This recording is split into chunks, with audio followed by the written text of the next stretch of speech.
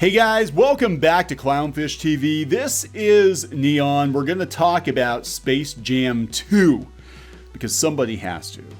It looks like a train wreck to me personally, but it is making news and not for all the right reasons. We did a video a couple weeks ago talking about the Pepe Le Pew ban, that Pepe had been canceled from Space Jam 2, and now it turns out that we've got characters from Clockwork Orange.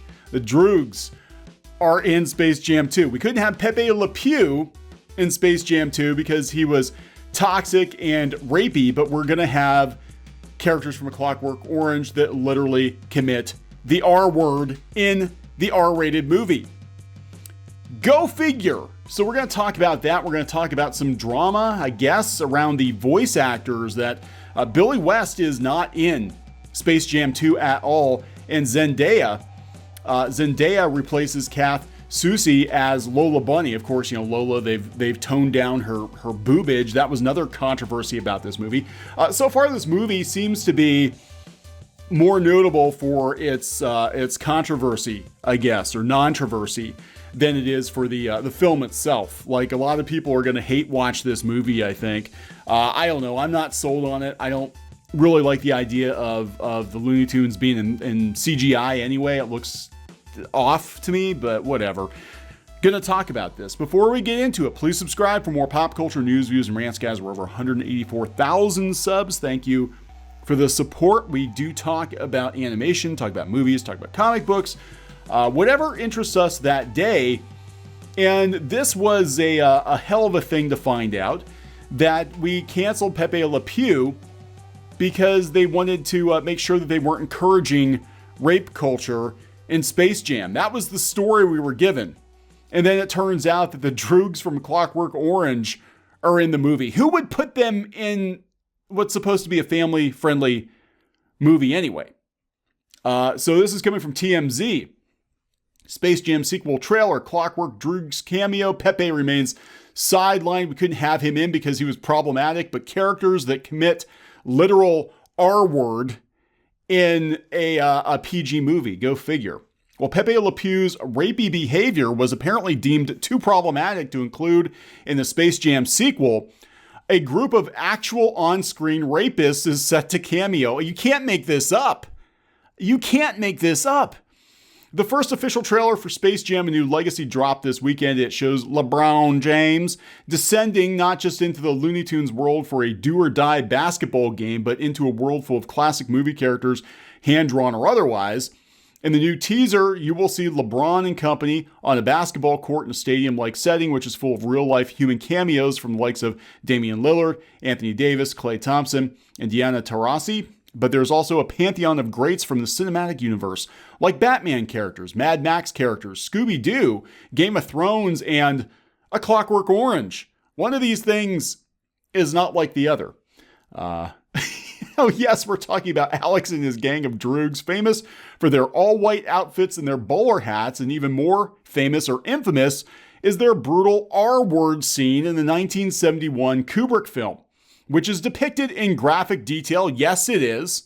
And definitely not family-friendly by any stretch. What the actual hell? I was shocked. I'm like, come on. They can't be. They can't be. I'm like, holy shit.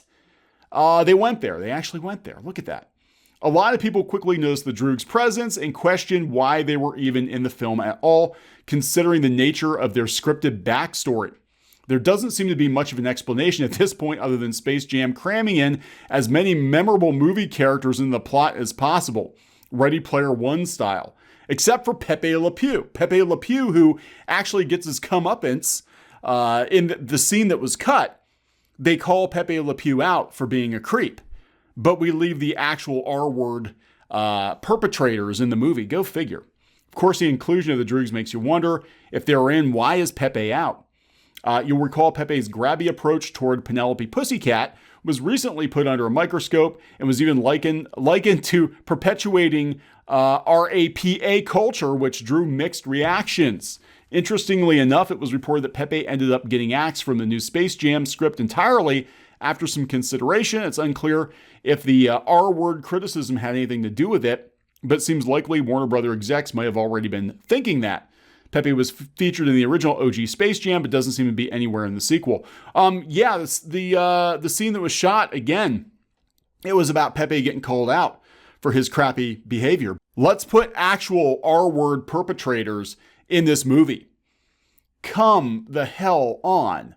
Come on. But yeah, the Pepe Le Pew thing, again, blown completely out of proportion. He got name-checked in this stupid article. I think it was in the New York Times, where they were calling out Dr. Seuss for his racism. 50, 60, 70-year-old books were racist by today's standards. Imagine that. So we have to ban them.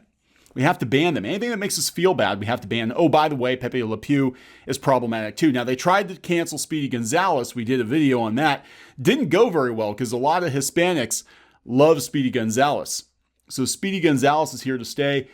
Pepe is gone. I'm waiting for the fan art of Pepe dressed like Clockwork Orange.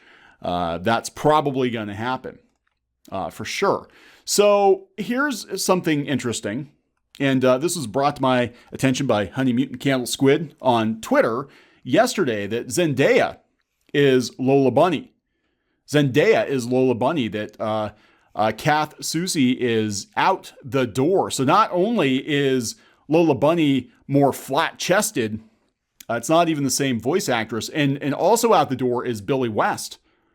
Billy West is not involved in Space Jam at all, and he doesn't seem real happy about it on Twitter, but he's trying to be upbeat. Of course, you don't want to get yourself blacklisted in today's climate.